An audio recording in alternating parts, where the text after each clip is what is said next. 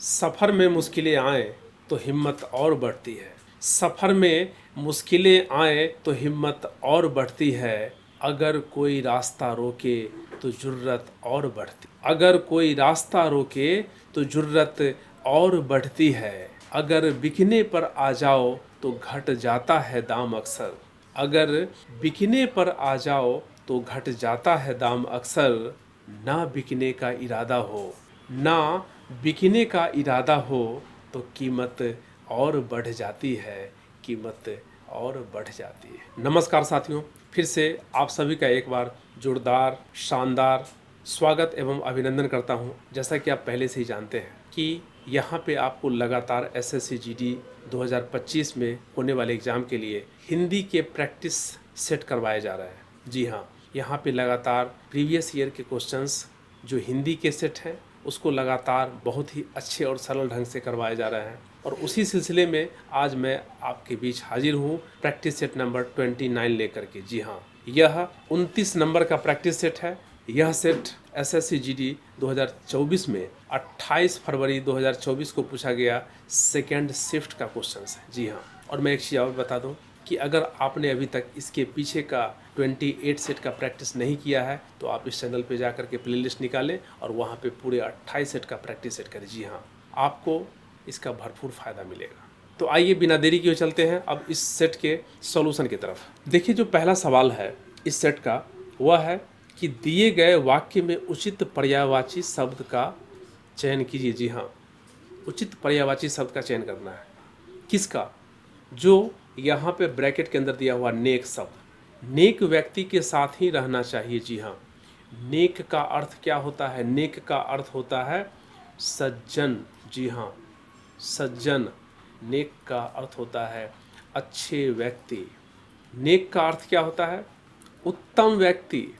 नेक का अर्थ होता है सहृदय। नेक का मतलब होता है सदाचारी। जी हाँ, बहुत सारे अर्थ होते हैं। तो इस तरीके से अगर आप देखें तो यहाँ पे दीठ नहीं होगा, जंगल नहीं होगा, दुर्जन तो बिल्कुल विलोम शब्द हो जाएगा। तो क्या यहाँ पे होगा? सज्जन व्यक्ति। नेक के लिए हमारा जो पर्यायवाची शब्द होगा वह सज्जन व्यक्ति होगा। ठीक है। जंगल का मतलब क्या होता है? वन। और दुर्जन का मतलब होता है दुराचारी व्यक्ति, बदमाश व्यक्ति। ढीठ होना चाहिए लेकिन ढीठ लिखा हुआ है, यह निरर्थक शब्द है। अगले प्रश्न पे इसमें देखिए कि निम्नलिखित वाक्य में रेखांकित भाग के लिए सार्थक शब्द ज्ञात कीजिए। जी हाँ, रेखांकित भाग के लिए सार्थक शब्द क्या है? कोई अर्थ नहीं है। इन सारी बातों का कोई अर्थ नहीं है। देखिए यहाँ पे यही कोई अर्थ नहीं है, इसी के लिए पूछ रहा है क्या? सार्थक शब्द। मैंने पहले आपको बताया था, कई बार बताया है कि जिसका कोई अर्थ नहीं वह क्या होता है? निरर्थक हो जाता है। जी, निरर्थक।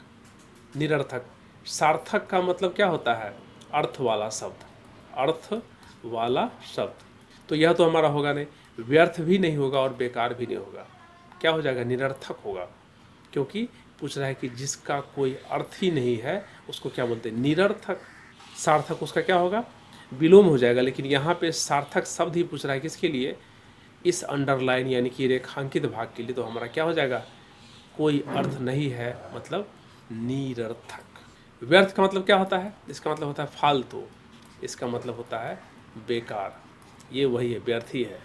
इस सवाल में देखिए कि दिए गए शब्द का विलोम शब्द ज्ञात कीजिए। जी हाँ, उल्टा शब्द, विपरीत शब्द। ठीक है। सपूत का मतलब क्या होता है? सपूत का मतलब होता है सदाचारी बेटा, सदाचारी पुत्र। इसको आप गुणवान एवं योग्य पुत्र भी बोल सकते हैं। गुणवान एवं योग्य पुत्र भी बोल सकते हैं। इसको आप होनहार बेटा भी बोल सकते हैं। इसका क्या विलोम पूछ रहा है? तो विलोम का मतलब क्या होगा? कुपुत हो जाएगा यहाँ पे इसका आंसर। कुपुत मतलब क्या होता है? अयोग्य बेटा, अयोग्य बेटा। कदाचारी। तो इस तरीके से हमारा विलोम क्या हो जाएगा? सपूत के लिए कपूत हो जाएगा। ये हमारा आंसर हो जाएगा। कुटीर का मतलब क्या होता है? कुटीर का मतलब होता है कुटिया। इसका मतलब होता है झोपड़ी। और कुटीर को आप घास फूस द्वारा बना छोटा घर भी बोल सकते हैं। ठीक है। कुमार किसको बोलते हैं? कुमार आप राजकुमार को बोल सकते हैं। कुमार आप पुत्र को बोल सकते हैं। कुमार आप लड़का को बोल सकते हैं, ठीक है। और कुपित का मतलब क्या होता है? कुपित का मतलब क्या होता है? दुखी आदमी, है ना, कुपित हो गया है मतलब रुष्ट हो गया है, रुष्ट होना, ये सब इसका कुपित का मतलब हो जाएगा, ठीक है। अब चलिए अगले सवाल में।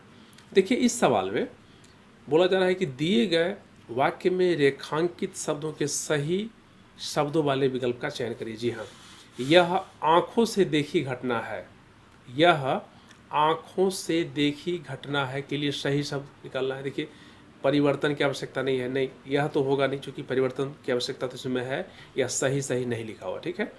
यह आँखों से देखी घटना है, यह आँख से देखी घटना है, यह आँखों देखी घटना है और यह आँखों घटना है, यह तो बिल्कुल नहीं होगा। यह आँख से देखी घटना है, यह भी नहीं होगा। देखिए यहाँ पे क्या हो जाएगा, यह आँखों देखी घटना है, आँखों देखी में ही छुपा है आँखों से देखी गई घटना, ठीक है। तो यह हमारा सबसे सटीक आंसर होगा ऑप्शन सी। इसमें देखिए कि दिए गए विकल्पों में से 3 विकल्प क्या हैं, त्रुटि युक्त हैं, गलती वाले हैं, जबकि एक सही है और उसी सही विकल्प का हमको चयन करना है। देखिए उनकी मात्र भी उनके साथ आई है, यह तो बड़ा बेतुका सा वाक्य है। उनकी मात्र भी उनके साथ आई है, उनकी महिला भी उनके साथ आए हैं, उनकी महिला भी उनके साथ है, यह भी बेतुका लग रहा है। उनकी भ्राता भी उनके साथ आया है, उनकी भ्राता, यह भी यहाँ पे बेतुका सा लग रहा है। देखिए उनकी पत्नी भी उनके साथ आई है, जी हाँ, यह यहाँ पे सबसे सुस्पष्ट अर्थ करने देने वाला वाक्य है। चूँकि पहले ही बताया गया था कि यहाँ पे 3 क्या होंगे, गलत होंगे और एक ही सही होगा, तो हमारा क्या आंसर हो जाएगा, ऑप्शन ए, उनकी पत्नी भी उनके साथ आई है, यह सबसे सटीक आंसर होगा। अब देखिए इस सवाल में कि निम्नलिखित प्रश्न में 4 विकल्पों में से उस विकल्प का चयन करिए जो वाक्यांश के लिए एक शब्द का विकल्प हो। इस वाक्यांश के लिए एक ही शब्द हमको उसमें से ढूंढना है जो पूरे वाक्यांश को बयां कर दे, बता दे, ठीक है। अब आइए यहाँ पे देखिए, खाने से बचा हुआ जूठा भोजन, खाने से बचा हुआ जूठा भोजन को क्या बोलते पता है, उच्छिष्ट बोलते हैं, जी हाँ, इसी को बोलते हैं खाने से बचा जूठा भोजन, ठीक है। हमारा ये सबसे सटीक शब्द होगा। अब देखिए खाद्य मतलब क्या होता है, खाद्य मतलब होता है, आप इसको भोजन भी बोल सकते हैं, आहार भी बोल सकते हैं, ठीक है। बुभुक्षा का मतलब क्या होता है, खाने की इच्छा, खाने की इच्छा, बुभुक्षा मतलब खाने की इच्छा, यह तो होगा नहीं, यह भी नहीं होगा, ऑप्शन तो ये तीनों ही गलत होगा। और बरानी का क्या मतलब होता है, बरानी का मतलब होता है बरसाती, बरसाती, या वर्षा के जल द्वारा सींची गई जमीन, वर्षा के जल द्वारा सींची गई जमीन, सींची गई जमीन बोलिए, भूमि बोलिए, है ना। अब इस सवाल की तरफ आइए, देखिए कि दिए गए शब्द का पर्यायवाची शब्द ज्ञात करना है, किसका, कृष्ण का, कृष्ण का मतलब कृष्ण का पर्यायवाची शब्द, जी हाँ, समानार्थी शब्द, पर्यायवाची मतलब क्या, सिनोनिम्स, समानार्थी शब्द, ठीक है। अब देखिए गिरिधर जी को भी बुलाते हैं कृष्ण, कृष्ण का नाम गिरिधर भी है, कृष्ण का नाम श्याम भी है, कृष्ण का नाम मुरलीधर भी है, कृष्ण का नाम वासुदेव भी है और कृष्ण का नाम, इसके अलावा ही बहुत सारे नाम हैं, ठीक है। तो चूंकि कृष्ण का पूछा जा रहा है तो कृष्ण का यहाँ पे क्या हो जाएगा, कृष्ण का यहाँ पे देखिए रजत तो होगा नहीं, स्वर्ण भी नहीं होगा और ममता भी नहीं होगा, यहाँ पे गिरिधर ही सबसे सटीक पर्यायवाची होगा कृष्ण के लिए। रजत का मतलब होता है चांदी, चांदी बोलिए, और इसका एक अर्थ उज्ज्वल भी होता है। गिरधर का मतलब तो कृष्ण हो गया, तो समझ ही गए। स्वर्ण मतलब क्या होता है, ममता का मतलब क्या होता है, अपनापन, अपनापन, स्नेह, प्रीति, इसका अर्थ ये होता है। तो यहाँ पे अगर देखें तो कृष्ण का पर्यायवाची शब्द हमारे लिए क्या, गिरिधर हो जाएगा दिए गए।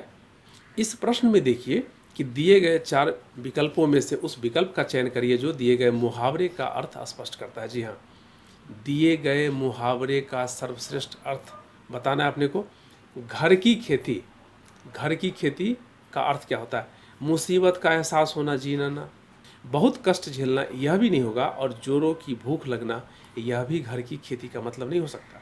क्या होगा, घर की खेती का मतलब है अपनी चीज़। जी हाँ, अपनी चीज़ को ही घर की खेती बोला जाता है। इस प्रश्न में देखिए कि दिए गए वाक्य का वह भाग ज्ञात कीजिए जिसमें कोई त्रुटि है। मतलब क्या? गलती है। यदि कोई त्रुटि नहीं है तो कोई त्रुटि नहीं है वाक्य चुने। ठीक है, यहाँ पे देखिए एक ऑप्शन ये दिया है कि अगर कोई गलती नहीं है तो आप ये चुन लीजिए। ठीक है, तो हम देख लेते हैं। राम, लक्ष्मण और सीता वन को चली गई। भाई राम भी हैं, लक्ष्मण भी और सीता भी हैं, और तीनों चली गई। यह यहाँ पे गड़बड़ है जी। वन को चली गई, यहाँ तो केवल क्या स्त्रीलिंग शब्द चली गई, केवल सीता के लिए थोड़ी ना प्रयोग हुआ। यहाँ पे क्या हुआ है, राम लक्ष्मण भी तो साथ में हैं, तो यहाँ पे ये क्या हो जाएगा, स्त्रीलिंग नहीं, यहाँ पे 3 लोग हो गए, बहुवचन हो गया। ठीक है, तो केवल सीता के लिए प्रयोग करेंगे तो यह सही अर्थ स्पष्ट नहीं करेगा, सुनने में खराब लगेगा। तो क्या होगा, वन को क्या होगा, चली की जगह पे चले गए। जी हाँ, चले गए। राम लक्ष्मण और सीता वन को चले गए। तो चली गई जो है ना हमारा क्या है, त्रुटि वाला पार्ट है। सीता वन को, राम लक्ष्मण और ये सभी सही लिखे हुए हैं, कोई त्रुटि नहीं है, यह तो गलत हो जाएगा। और ये चूंकि सही लिखा है इसलिए ये भी हमारा गलत हो जाएगा। हमको बोल रहा है कि जिसमें त्रुटि है आप उस ऑप्शन का पहचान करिए। तो क्या होगा, चली गई की जगह पे चले गए। इसमें देखिए कि ब्रैकेट के अंदर जो बोल रहा है कि सही विलोम वाला शब्द का चयन करिए, ब्रैकेट के अंदर, कोष्टक के अंदर। हाँ, तो मेरे इलाके में मेरे पड़ोसी से ज़्यादा अधम, अधम खाली स्थान, अधम कोई नहीं है। अब अधम का अर्थ क्या होता है पहले तो ये समझना पड़ेगा, तभी तो विलोम उसका पता चलेगा। अधम का मतलब होता है नीच, अधम का मतलब होता है बदमाश, यानी कि मेरे इलाके में मेरे पड़ोसी से ज़्यादा नीच और बदमाश कोई नहीं है। ठीक है, तो इसका उल्टा क्या होगा, विलोम क्या होगा। यहाँ पे देखिए सूक्ष्म तो होगा नहीं, असली भी नहीं होगा और अथ भी नहीं होगा, क्या हो जाएगा, उत्तम हो जाएगा। उत्तम का मतलब क्या होता है, अच्छा। तो अगर कोई अच्छा है कोई बदमाश है तो इसका तो उल्टा यही होगा ना, बदमाश का क्या होगा, अच्छा आदमी होगा, उत्तम होगा, सर्वोत्तम होगा। तो यहाँ पे हमारा आंसर क्या हो जाएगा, उत्तम हो जाएगा। अब इसका अर्थ समझ लेते हैं। इसका सूक्ष्म का अर्थ होता है बहुत छोटा, बारीक। असली मतलब क्या होता है, असली मतलब सच्ची, मतलब वास्तविक, है ना। और अथ का मतलब होता है अंत, समाप्ति, अंत, आप जो बोल लीजिए यह इसके अर्थ हो जाएंगे। तो ये तीनों तो हमारे गलत हो जाएंगे। अब चलिए अगले सवाल की तरफ। इस प्रश्न में देखिए कि दिए गए वाक्य में उचित देशज विदेशज, यानी कि उचित विदेशज शब्द का चयन करके रिक्त स्थान की पूर्ति करना। ठीक है, स्कूल को टाटा फाउंडेशन से मिला है, क्या मिला है, टिकट मिला है। स्कूल को टिकट मिल के क्या होगा, टिकट कैसे मिलेगा, स्कूल टिकट तो आदमी को दिया जाता है। स्कूल को टाटा फाउंडेशन से कोमतल मिला है, ना जी ना, यह भी ना होगा। स्कूल को टाटा फाउंडेशन से क्या पादरी मिला है, पादरी कैसे मिलेगा। तो स्कूल को टाटा फाउंडेशन की तरफ से क्या मिला, फंड मिला है। फंड का मतलब होता है रुपया पैसा धन, रुपया पैसा, आप इसको धन बोल लीजिए, है ना। फंड मतलब क्या, धन मिला है। टिकट का मतलब क्या होता है, पर्चा होता है, पर्चा बोलते टिकट। मतलब यह कोमथल क्या है, यह निरर्थक है, यह कोई शब्द नहीं है। और पादरी मतलब क्या होता है, पादरी मतलब होता है धर्मोपदेशक, धर्म के उपदेशक। इसको आप पुजारी भी बोल सकते हैं पादरी को, इसको आप धर्म गुरु भी बोल सकते हैं। ये सभी पादरी के ही अर्थ होते हैं। अब देखिए इसमें क्या बोल रहा है कि दिए गए मुहावरे का सही अर्थ वाला विकल्प चुनिए। मुहावरा क्या है, अकल चरने जाना। अकल जो है ना कहाँ चला गया, चरने चला गया। मतलब नहीं बोलता है कि अकल भैंस चरने चला गया, अकल चरने चला गया। मतलब क्या, बहुत शोर करना, नहीं। संकोच करना, यह भी नहीं होगा। किसी बात की जानकारी देना, यह भी अकल चरने जाने का मतलब नहीं हो। क्या होगा, अकल चरने जाने का मतलब है कि बुद्धि भ्रष्ट हो जाना, बुद्धि मारी गई, मति मारी गई बोलते ना, वही अकल चरने। अब यहाँ पे शिक्षक ने राजू से कहा, शिक्षक ने राजू से कहा कि परीक्षा में तुम्हारी अक्ल चरने गई थी, मतलब बुद्धि भ्रष्ट हो गई थी कि तुमने गलत सलत लिख करके चले आए। इस तरह से हम वाक्य में इसका प्रयोग करते हैं।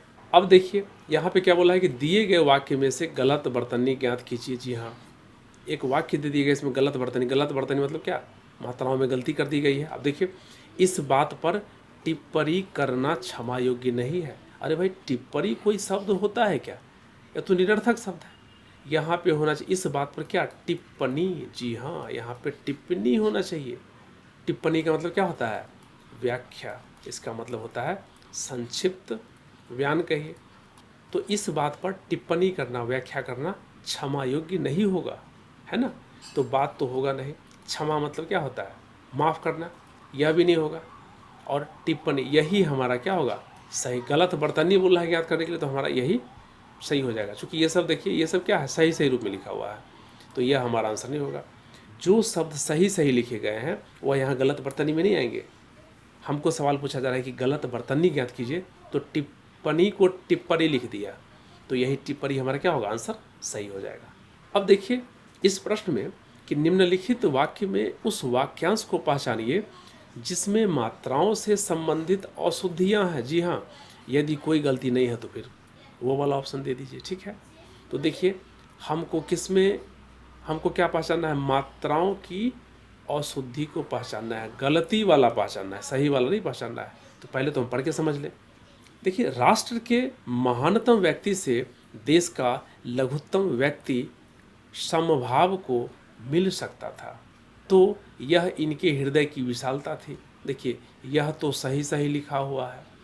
राष्ट्र के महानतम व्यक्ति से देश का, यह भी सही लिखा है। लघुत्तम व्यक्ति, ये गलत लिखा हो। व्यक्ति ऐसे नहीं लिखते। व्यक्ति कैसे लिखते? हर्ष ईकार होगा इसमें, व्यक्ति। और मिल, यहाँ पे ये भी गलत लिखा हुआ है, मिल ऐसे होगा, यहाँ भी हर्ष ईकार होगा, ठीक है। इसका मतलब है कि अशुद्धि वाला पार्ट खोजना था, तो हमारा ये सही सही आंसर है, लघुत्तम व्यक्ति। यह गलत है, और यहाँ पे मिल, यह गलत है, ठीक है। इसको हमको इस तरीके से लिखना पड़ेगा, तो बाद बाकी जो बचे ऑप्शन सब गलत हो जाएंगे। इस प्रश्न में देखें कि दिए गए वाक्य में उचित देशज विदेशज शब्द का चयन करके रिक्त स्थान की पूर्ति करिए, है ना। कंपनी बाग में खाली स्थान आज धूल खा रही है। कंपनी बाग में आज क्या धूल खा रही है? नीलम धूल खा रही है? ना ना ना ना। कमरा धूल खा रही है? जी ना। चकमक धूल खा रही है? नहीं। तो कंपनी बाग में क्या धूल खाएगी? तोप धूल खा रही है जी, तोप धूल खा रही है ना। अब चकमक का मतलब क्या होता है? चकमक का मतलब होता है वैसा पत्थर, वैसा पत्थर जिस पे प्रहार करने से, प्रहार करने से आग आग आग या चिंगारी पैदा होती है। तोप क्या होता है पता है? तोप होता है बारूदी, बारूदी गोला दागने वाला यंत्र हो जाएगा, ठीक है। ऐसा मशीन है जिससे बारूदी गोला जो है ना, उसको दागा जाता है, उसमें डाल करके उसको तोप कहा जाता है ना। तो कंपनी बाग में क्या है? बारूदी गोला दागने वाला यंत्र क्या है? धूल खा रहा, मतलब काफ़ी पुराना हो चुका है, खराब हो चुका है। अब देखिए नीलम का मतलब क्या होता है? नीलम का, नीलम का मतलब होता है नीले रंग का, नीले रंग का प्रसिद्ध, उसको बोलते हैं नीलम। एक रत्न होता है, पत्थर टाइप होता है, वह क्या होता है? नीले रंग का होता है, उसी को बोला जाता है नीलम। और कमरा का मतलब तो जानते ही हैं। कमरा का मतलब कोठरी कह लीजिए, कमरा का मतलब आवास कह लीजिए, ये सब इसके अर्थ होते हैं। अब आइए सवाल नंबर 16 से लेकर के 20 तक कि नीचे दिए गए गद्यांश में कुछ शब्द छोड़ दिए गए हैं और प्रत्येक रिक्त स्थान के लिए 4 विकल्प को दिए गए हैं। इन चारों में से कौन सा विकल्प रिक्त स्थान की पूर्ति करेगा, उसी का पता लगाना है। तो सबसे पहले सरसरी निगाहों से हमें इसको पढ़ के देखना पड़ेगा कि किसके बारे में बात की जा रही है, तभी जाकर के गलती नहीं होने के चांस होंगे। तो आइए देखते हैं। हर युग का अपना अपना प्रिय खाली स्थान होता है। इन दिनों यह उद्योग बना है। देश की नई खाली स्थान को विदेश का रास्ता दिखाने का खाली स्थान, यह रास्ता खुल रहा है। ज्यों त्यों लगता है मुंबई का विरार का इलाका और दूसरे महानगरों के पीछे यह भूख से सूखती हुई अंधेरी विदेश खाली स्थान का रास्ता तलाश रही है। गांव खाली स्थान हो रहे हैं। यहाँ पे हर युग का अपना अपना प्रिय होता है। इन दिनों यह उद्योग, क्षेत्र विशेष की परिस्थितियाँ के बारे में बात की जा रही है। तो आइए स्वरूप के बारे में बात की जा रही है। तो सबसे पहला हम देखते हैं फिल इन द ब्लैंक्स। हर युग का अपना अपना प्रिय होता है। क्या प्रिय होता है? हर युग का अपना अपना गारंटी प्रिय होता है। नहीं, गारंटी तो सही नहीं लग, नवीन प्रिय होता है, ये भी नहीं है। हर युग का अपना दाव प्रिय होता है, जी नहीं, यह भी सटीक अर्थ नहीं दे रहा है। तो हर युग का अपना प्रिय क्या होता है? उद्योग होता है। जी हाँ, हर युग का अपना अपना प्रिय उद्योग होता है। अब अगले सवाल पे चलिए। इन दिनों यह उद्योग बना है देश की नई खाली स्थान को विदेश का रास्ता दिखाने का। देश की नई विषय को विदेश का रास्ता दिखाने, देश की नई लोगों को विदेश का रास्ता दिखाने, जी नहीं, देश की नई रास्ता को विदेश का रास्ता दिखाने के लिए नहीं। क्या होगा? देश की नई पीढ़ी, जी हाँ, देश की नई पीढ़ी को विदेश का रास्ता दिखाने का खाली स्थान। क्या होगा? देश की नई खाली स्थान, यहाँ पे क्या हो, नई पीढ़ी था, को विदेश का रास्ता दिखाने का खाली स्थान, यह रास्ता खुल रहा है। क्या रास्ता खुल रहा है? जो रास्ता खुल रहा है, रास्ता दिखाने का जो यह रास्ता खुल रहा है, जो तो होगा नहीं, जिन्हें यह रास्ता खुल रहा है यह भी नहीं होगा। और देखें, विदेश का रास्ता दिखाने का क्या, जब यह रास्ता खुल रहा है यह भी नहीं होगा। तो देखिए क्या होगा, विदेश का रास्ता दिखाने का यह रास्ता खुल रहा है, ज्यों त्यों लगता है। देखिए, ज्यों ज्यों ज्यों ज्यों यहाँ पे होगा विदेश का रास्ता दिखाने का, ज्यों ज्यों यह रास्ता खुला, ज्यों यह रास्ता खुल रहा है, त्यों त्यों, यह है ना, ज्यों ज्यों त्यों त्यों, सबसे सटीक शब्द है यहाँ पे भरने के लिए।